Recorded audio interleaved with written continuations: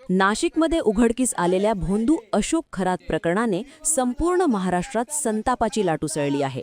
या प्रकरणात समोर आलेल्या कथित शोषणाच्या धक्कादायक घटनांमुळे अंधश्रद्धा, बुहाबाजी आणि महिलांच्या सुरक्षेचा मुद्दा पुन्हा ऐरणीवर आला आहे।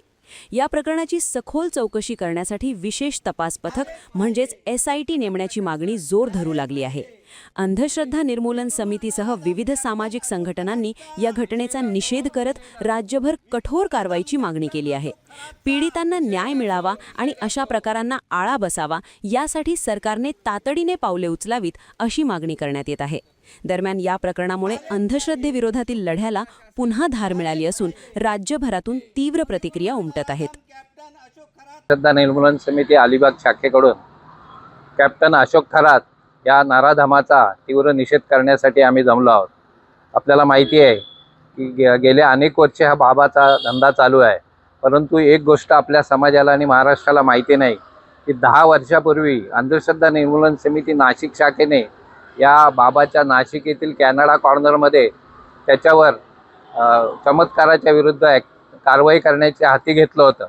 परंतु आमच्या कार्यकर्त्यांना बघताच त्यांनी अनेक राजकीय पक्षाच्या गुंड प्रवृत्तीच्या कार्यकर्त्यांना बोलवून आमच्या अनिसच्या कार्यकर्त्यांना तिथून हुसकावून लावलं।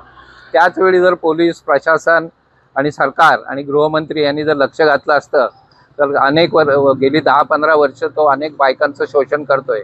बातमीत असं आलंय की सुमारे 500 पेक्षा जास्त महिलांचं त्यांनी लैंगिक शोषण केलेलं आहे आणि त्याने अनेक प्रकारे मालमत्ता जमवलेली आहे। आमची मागणी अशी आहे की सरकारमधील शासनातील अधिकारी वर्ग जे असतील त्यांची कठोर चौकशी झाली पाहिजे, त्यांना देखील आरोपी करून शासन झालं पाहिजे आणि सरकारमध्ये असलेले मंत्री जर यामध्ये त्यांचा सहभाग असेल तर त्यांनी मंत्रिपदावरून राजीनामा दिला पाहिजे।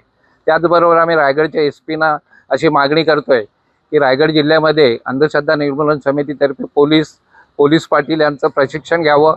त्याच्यामुळे अनेक बुवा बाबा आपल्या जिल्ह्यात सुद्धा आहेत, परंतु पोलिसांकडून सुमोटो ॲक्शन घेतली जात नाही, त्यामुळे बुवा बाबांचा धंदा राजरोज चालू आहे।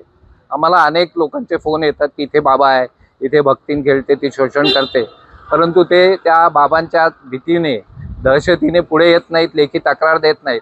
त्यामुळे अंधश्रद्धा निर्मूलन समितीची इच्छा असून सुद्धा अशा बाबांवर आम्हाला कारवाई करता येत नाही।